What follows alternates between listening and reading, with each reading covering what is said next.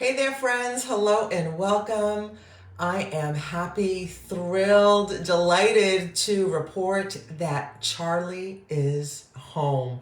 Wow, what a wild day yesterday was. I was not expecting, that's not the way I planned my day to go, actually, looking for my brother's beloved dog, right? One of his two beloved dogs.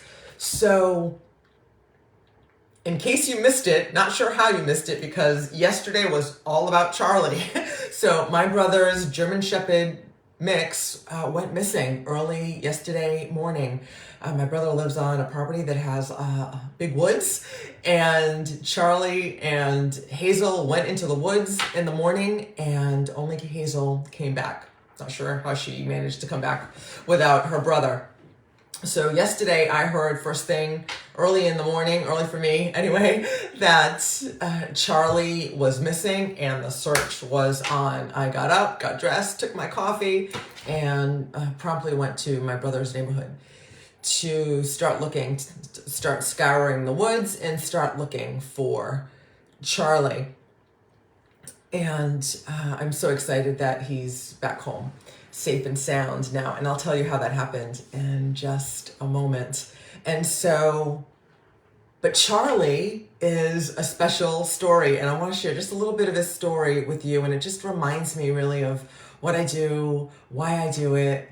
And so again, Charlie is a big, beautiful, I'm going to post a picture tonight. Okay, I'm going to post a picture tonight.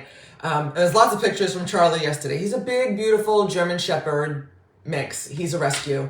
And that's how his story is so interesting, right? So he's about a year or two old, and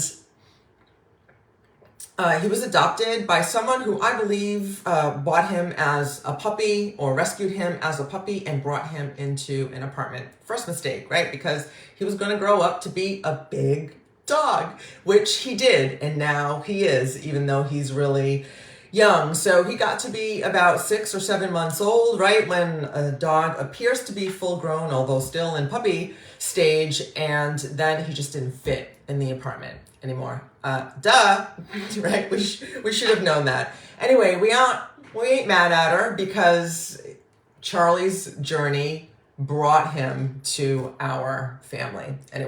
So he ends up in a local rescue that my brother and sister-in-law were looking to adopt him in. And, right, so they actually adopted another dog, and then they noticed Charlie, and Charlie was quarantined from the rest of the population because I'm not sure what the word was that they termed, but he wasn't socialized, and he was he was too dangerous to be around people, and I believe he was caged. So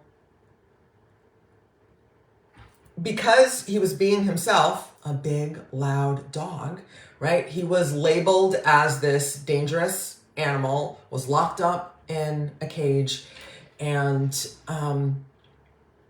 if not been for my brother, may have been lost forever.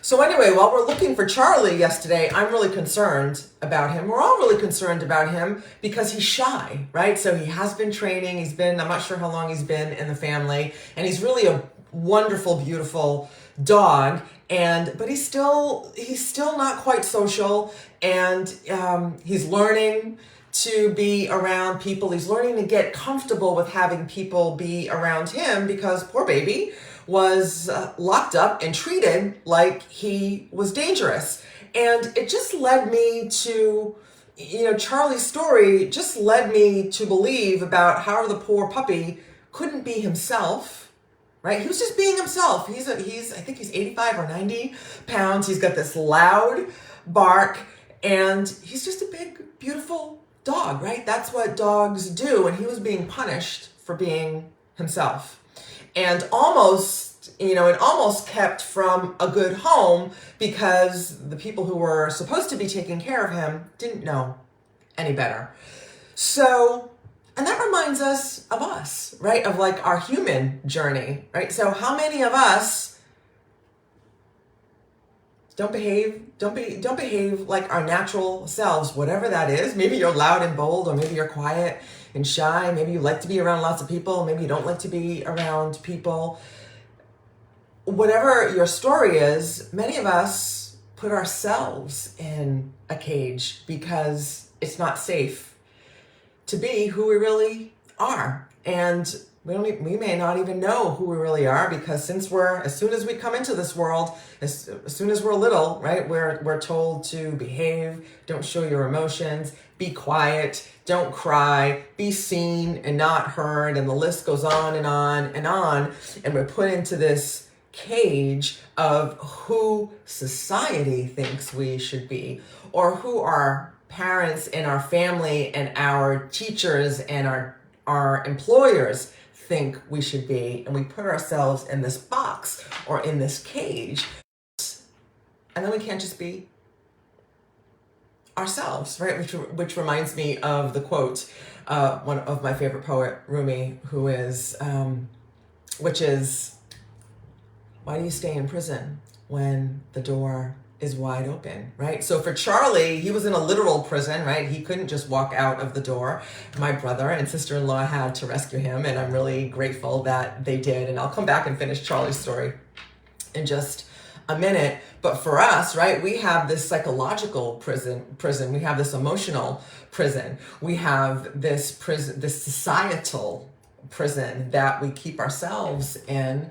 And many a time we are afraid to just step out the door that is wide open, right? Which is why I've created my Sync Your Soul program, so you can realign with who you really are and walk out of that prison door, right? So I invite you to look for that in the future, and subscribe to my YouTube channel. Come find me on my YouTube channel, or like and subscribe wherever you're seeing this video, so you can be sure to stay current on more goodness that I'm going to bring you, and more information on my Sync Your Soul program.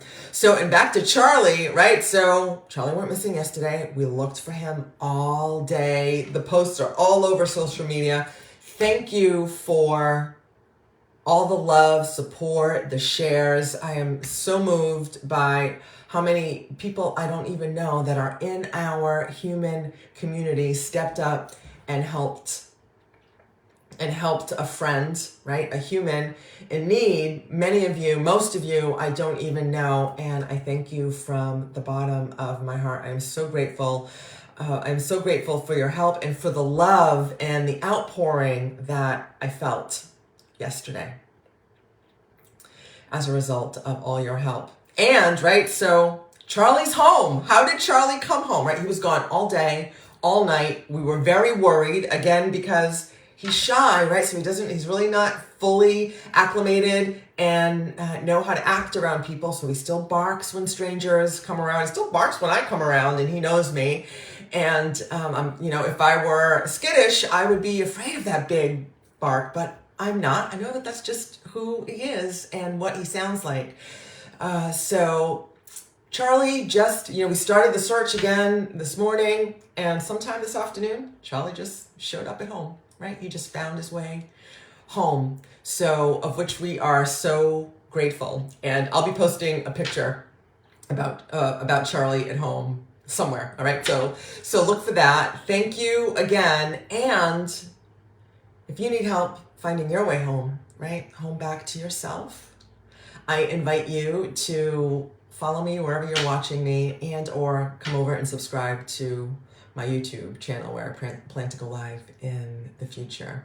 So thank you again to everyone that helped us look for Charlie, and for everyone who prayed for Charlie's safe return, because prayers work, my loves, and Charlie is home safe. Thanks to all of our powerful prayers, energy, and love that we sent his way yesterday and today. So thank you. I love you. Mwah.